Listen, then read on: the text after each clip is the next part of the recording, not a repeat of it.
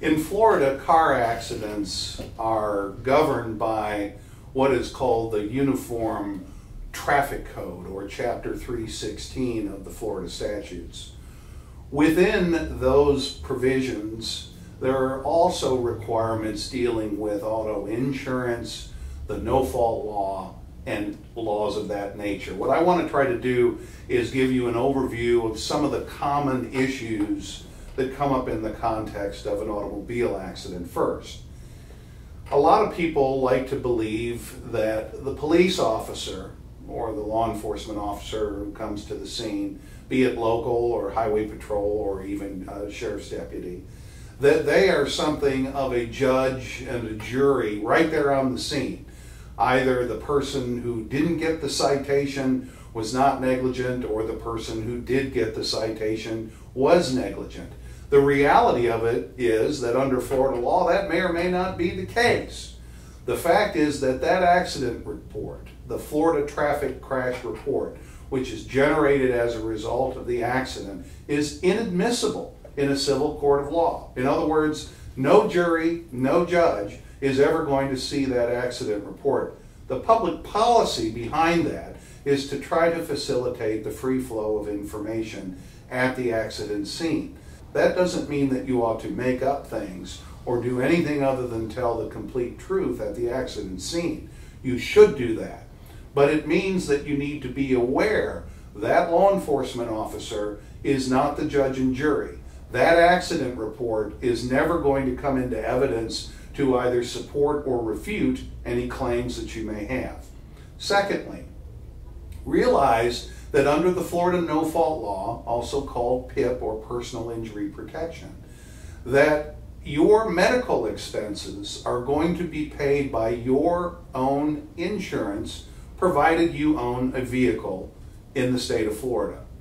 Now, what that means is 80% of your medical expenses are going to be paid up to $10,000.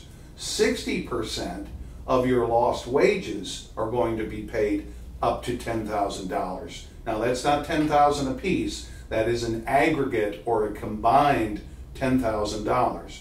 That's going to come out of your insurance. If you don't own a vehicle and you are not a resident relative in a household where a vehicle is owned, then you will actually not be availed of no-fault benefits.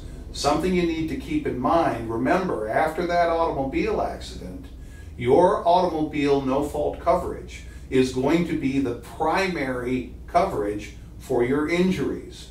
Once that's exhausted or spent on medical expenses, it may be necessary to then go to your group health benefits, provided you have them.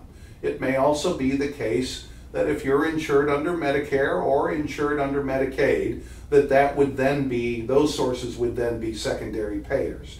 Now, I know that sounds like a lot of boring insurance information, but I can't tell you how many times we have sat down and met with clients who have had extensive medical bills go unpaid, be put into collections, when the fact is they were just simply not billed properly under either their no-fault coverage, which they had, or group health coverage, or Medicare or Medicaid. So remember, that's another reason why you really need to get proper representation so that you can make sure those medical bills are properly processed under proper insurance coverage. It's important to know a few things about an automobile accident because just about everybody drives, and everybody who doesn't drive is probably a passenger in a vehicle from time to time, and we need to know these things. Yes, our firm at the Wright firm will give you direction and help you through the process, but we also need you to be an active participant and know what your rights are with our representation, with our direction. The Wright firm will do our very best every time to try to make sure that your rights are protected and make sure that your recovery for injuries is reasonable and complete.